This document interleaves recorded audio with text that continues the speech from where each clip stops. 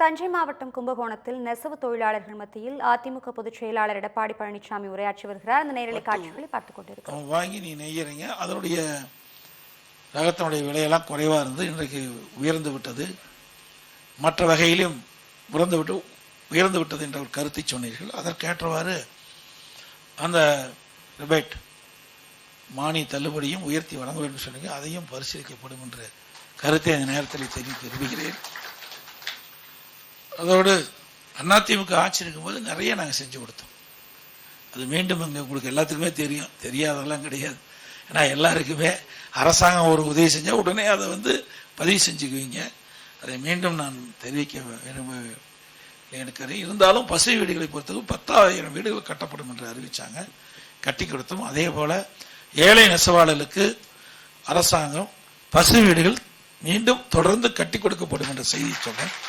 தரமான வீடு கட்டி கொடுக்கப்படும். ஏற்கனவே அம்மா இருக்கும்போது கைத்தறிக்கு 600 யூனிட், விஸ்தறிக்கு 750 யூனிட் கரண்டில் மானியமாக கொடுத்தோம். அதே மாதிரி பள்ளி மாணவர்களுக்கு சீருடை அதுக்காக கொடுத்தாங்க. இங்கே கூலி பற்றி சொன்னாங்க. அதிமுக ஆட்சி இருக்கின்ற பொழுது அந்த கைத்தறி கூட்டுறவு சங்கத்தில் இருக்கின்ற அந்த நெசவாளர்கள் அந்த நெசவு தொழில் முடிந்த உடனே அந்த ஆடையை கொண்டு போய் சம்மந்தப்பட்ட கூட்டுறவு சங்கத்தை கொடுத்த உடனே கூலி கொடுத்துருவாங்க. ஆனால் திராவிட முன்னேற்ற கழகம் ஆட்சி வந்த பிறகு அவர்கள் மீது வங்கியில் அந்த பணத்தை செலுத்துறதுனால 10 நாள் 15 நாள் கழித்து தான் அந்த கூலி பெற வேண்டிய சூழ்நிலை இருப்பதாக சுட்டி காட்டினார்கள். இதை அனைத்து இந்திய அண்ணா திராவிட முன்னேற்ற கழக கட்சி சேர்ந்த சட்டமன்ற உறுப்பினர்கள் கடந்த சட்டமன்ற கூட்டத்தொடரிலே கவன ஈர்ப்பு தீர்மானத்தை கொண்டு வந்து அரசுடைய கவனத்தை கொண்டு வந்தோம்.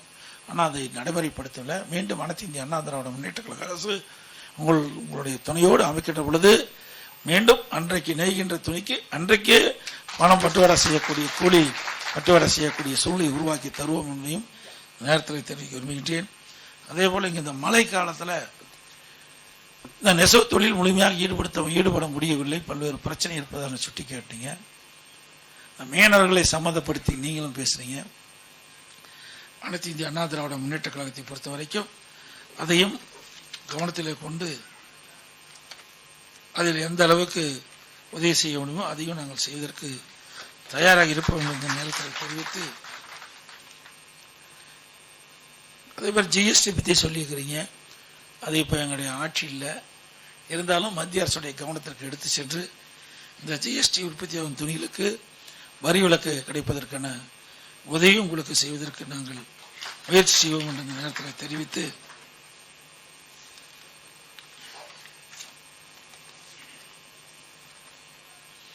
நீங்க பேசுறீங்க சொன்னாங்க எங்களுக்கு கடன் தள்ளுபடி செய்ய வேண்டியதில்லை, குறைந்த வட்டியில் எங்களுக்கு கடன் கொடுத்தாங்க, அதை வச்சு நாங்கள் இன்னும் ஏற்றம் பெறுவோம்னு சொல்லியிருக்கிறீங்க. அதுவும் அரசியல் கவனத்தில் எடுத்துக்கொண்டு அந்த நெசவாளர்களுக்கு எந்தெந்த வகையில் கடன் உதவி வழங்க முடியும் அதையெல்லாம் கணக்கிட்டு அவர்களுக்கு வட்டி குறைந்த வட்டியிலே கடன் உதவி வழங்குவதற்கு எங்களுடைய அரசு அமைந்தவுடன் அந்த நடவடிக்கை மேற்கொள்ளும் என்பதையும் இந்த நேரத்தில் தெரிவிக்கின்றேன். தஞ்சை மாவட்டம் கும்பகோணத்தில் நெசவு தொழிலாளர்கள் மத்தியில் அதிமுக பொதுச் செயலாளர் எடப்பாடி பழனிசாமி உரையாற்றி வருகிறார். அந்த காட்சிகளை தற்போது நாம் பார்த்தோம்.